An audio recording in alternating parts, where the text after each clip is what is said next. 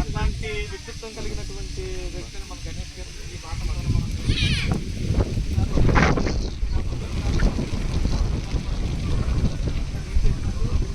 విద్య, వైద్యం, త్రాగునీరు ఈ సంవత్సరంలో ఈ మూడే మనం ఎజెండాలు పెట్టుకోవాలి.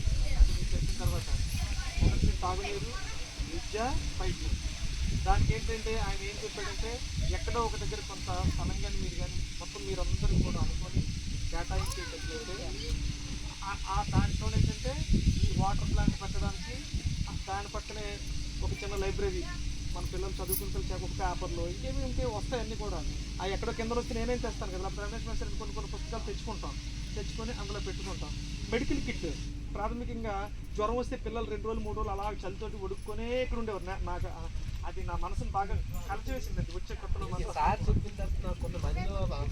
నాకు చాలా ఫీల్ అయ్యేవండి. అలాగా తువ్వాలు కప్పుకొని అలా కూర్చొని పిల్లలందరూ అలాగే అయ్యో కింద ఉన్న పిల్లలు అయితే వెంటనే హాస్పిటల్ పరిగెత్తారు ఏంటి ఇలాగా అన్న ఆలోచన నాకు వచ్చి నేను ఆయన చెప్పగలిగాను. సార్ అలా కదండి ప్రైమరీ మెడికల్ కిట్ అనేది ఒకటి మనం ఏర్పాటు చేసుకోవాలి అక్కడ. ఎందుకంటే ఏమొచ్చినా సరే వెంటనే ఎవరు రారు. అక్కడ కానీ ఉండేటట్లయితే మా ఆశా కార్యకర్త ఉంటుంది, ఆవిడకి చెప్తాము, ఆవిడ వస్తుంది.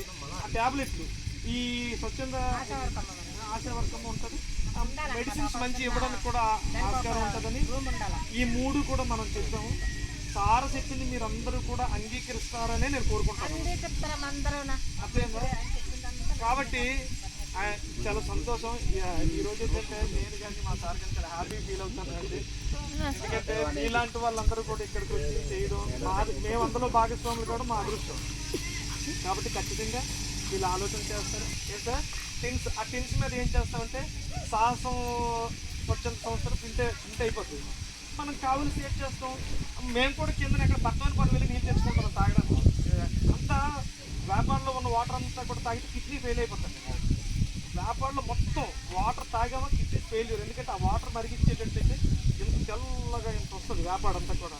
అందుకని మేము బత్తవలపాలెం కానీ లేకపోతే ఆనందపురం కానీ వాటర్ క్యాన్లు కొనుక్కొచ్చి తాగుతున్నాం. కాబట్టి ఆ విధంగా వాటర్ ఫెసిలిటీ అనేది మనం పైప్ లైన్స్ వేయలేం కాదు. కాబట్టి ఇక్కడ ఉన్నటువంటి వాటర్ తీసుకుని దాన్ని ప్యూరిఫికేషన్ చేసి ఒక 20-30 టిన్స్లో మనం స్టోరేజ్ చేసుకుంటే ఎవరికి అవసరమైతే వాళ్ళు ఆ స్టోరేజ్ చేసినటువంటి టిన్స్ నుండి పళ్ళు ఉంటాయి. కాబట్టి పట్టుకుపోతే బాగుంటుంది ఏమన్నా ఆలోచన అండి. అంటే మీకు ఎలా నిస్తాలు చేయండి, నా తాలూకు ఆలోచన చెప్పాం. బుక్స్ అనేసరికి కొన్ని ఒక 2-3 ర్యాకులు పెట్టుకుని అదే రూమ్లో బుక్స్ పెడతాము, మెడికల్ కిట్ పెడతాం. ఖచ్చితంగా మా విలేజర్స్ అందరూ కూడా మీకు సహాయ సహకారాలు అందిస్తారు. మీరు ఒకటి మాట చెప్పారు, భగవంతుడు ఆ శక్తి సామర్థ్యాలు ఇవ్వాలని మీరు అన్నారు. ఖచ్చితంగా మంచి భగవంతుడు శక్తి సామర్థ్యాలు మంచికి ఎప్పుడు ఉంటుంది. అయితే మంచిని ఆచరించే క్రమంలో మనకు కొన్ని కష్టాలు అనేవి వస్తాయండి. ఆ కష్టాల్ని భగవంతుడే సృష్టిస్తాడు, మళ్ళీ భగవంతుని తొలగిస్తాడు. కాబట్టి ఖచ్చితంగా మీ ఆశయాలు మీ ఉద్దేశం నెరవేరాలని కోరుకుంటూ